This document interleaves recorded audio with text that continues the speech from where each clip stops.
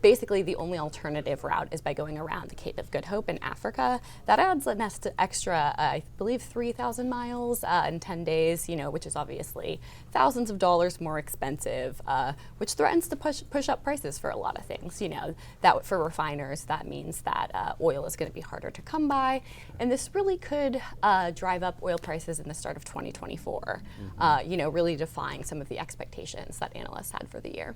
Welcome to Reporter's Notebook, where we talk to the Washington Examiner's top journalists about the stories breaking on their beats. I'm Jim Antle, and I'm joined by energy and environment reporter Breanne Deppisch. Breanne, we've been talking about the whole situation on the Red Sea, and it has some energy market impact. Talk a little bit about what's going on and why this is a concern. Yeah, absolutely. This is a major concern just because the Red Sea is home to the Suez Canal. That is a major international waypoint, especially for energy commodities and shipments from the Middle East to Europe and the rest of the West.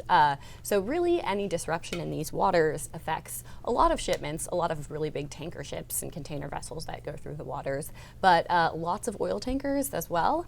Some of them have announced plans in the near term to reroute. Basically, the only alternative route is by going around the Cape of Good Hope in Africa. That adds an extra, I believe, 3,000 miles in 10 days, which is obviously thousands of dollars more expensive, which threatens to push up prices for a lot of things. That for refiners, that means that oil is going to be harder to come by, and this really could drive up oil prices in the start of 2024. Really defying some of the expectations that analysts had for the year.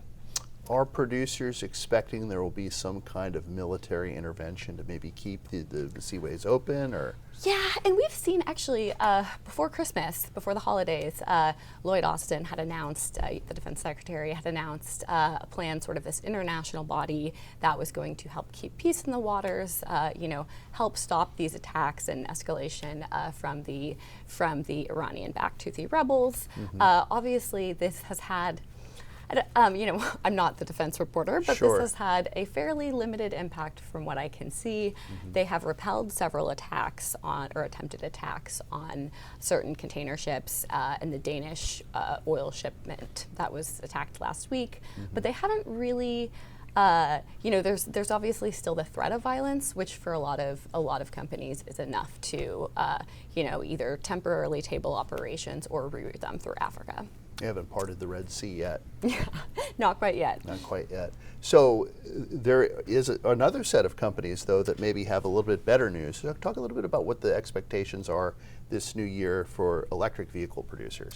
Oh, yes. Well, actually, some good news, some bad news, sort of a mixed bag heading into 2024. That's for a number of different reasons. U.S. auto sales for EVs have increased by 9% in 2023. That's pretty significant growth. It's nothing, nothing to scoff at, certainly, but it's also far short of the Biden administration's goal, which is 50% new EV sales by 2030.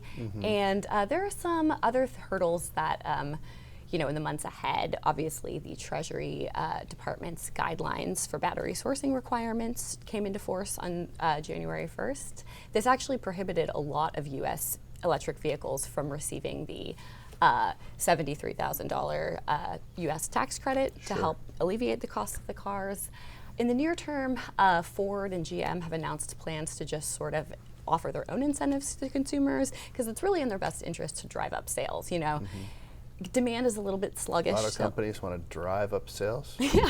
Yes, exactly. And, consumer demand is there, just not quite as high as producers had wanted. So they are still trying to, encourage buyers in whatever way they can, even if it means giving them the discount themselves. Is Tesla still a top dog in this EV space, or have competitors sort of begun to emerge? And it depends on who you ask, and certainly competitors have begun to emerge.